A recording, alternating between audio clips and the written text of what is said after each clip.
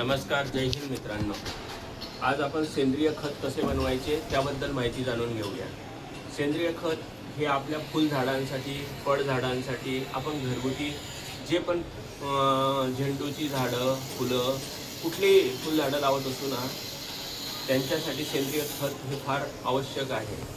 आजकाल खूप रासायनिक खतं येतात, परंतु आपल्या घरामध्ये जो काही कचरा निघेल, आता हे आमच्या घरामध्ये निघालेलं निर्माल्य आहे. आपण आपल्याला ज्याप्रमाणे पौष्टिक खाद्य घेतो, जसे गाजर असेल, काकडी असेल, त्याच्यावरच्या ज्या साली काढतो, त्याचप्रमाणे फुलझाडांसाठी पण आपण सलाड कशा पद्धतीने बनवावं याबद्दल माहिती जाणून घेऊया. आता ही माती आहे. मातीचा एक थर आपल्या कुंडीमध्ये घालायचा.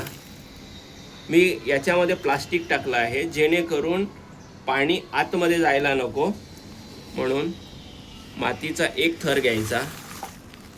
आपल्या घरातील जे वेस्टेज निर्माल्य आहे, किचनचा जो पण कचरा आहे, त्याचे बारीक तुकडे करून घेतलेत, त्याचा एक थर टाकूया.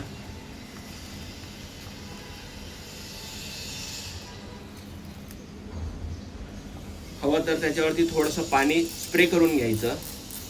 नंतर आपण पाणी टाकणारच आहोत. परत मातीचा एक थर.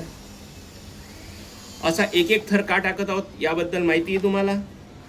कारण काय, हा कचरा जेव्हा कुजायला सुरुवात होते तेव्हा घरामध्ये दुर्गंधी पसरते. ही दुर्गंधी यायला नको, शिवाय खत हे एक उत्तम प्रकारे बनायला हवं, म्हणून आपण त्यावर मातीचा एक थर टाकत असतो. आणि सर्वात शेवटी मातीचा थर घ्यायचा.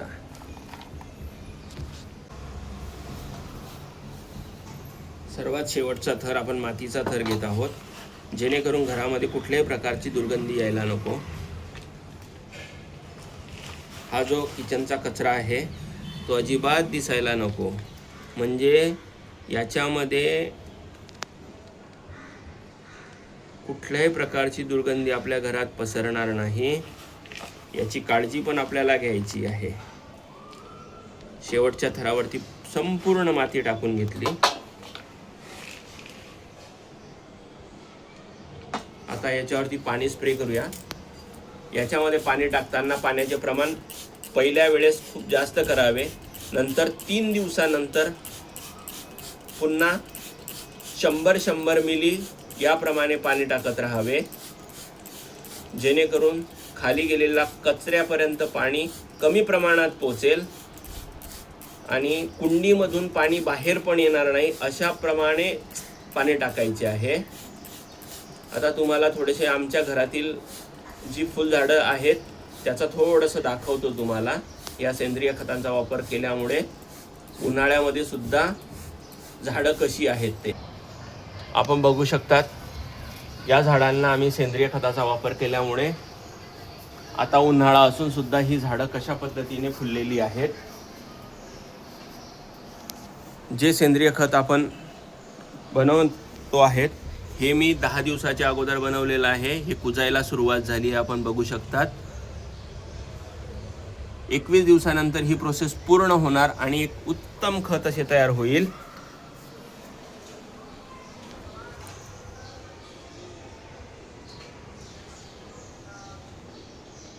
धन्यवाद.